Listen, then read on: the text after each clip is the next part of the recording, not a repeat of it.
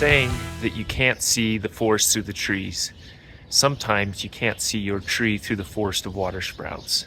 Heavy pruning on fruit trees like pears and apples will stimulate a lot of water sprouts in your tree, and these are not necessarily a bad thing. They are designed to capture sunlight. The sunlight that they capture is going to feed the tree and feed any of the pruning cuts that were made. It's a natural response. It's perfectly healthy for the tree to produce the water sprouts, but sometimes if you leave them, the water sprouts will outgrow and shade out the spurs on the interior of the tree. So it's important that you remove water sprouts.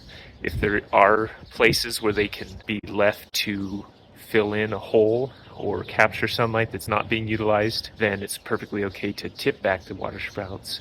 And when you tip them, the water sprout will then fork, and after 3 or 4 years, it will begin to spur. And these spurs will then become fruitful. When you are beginning to prune your tree, sometimes you step back and you look at the tree, and it's overwhelming to see all the growth, all the branches, and sometimes you just don't know where to get started.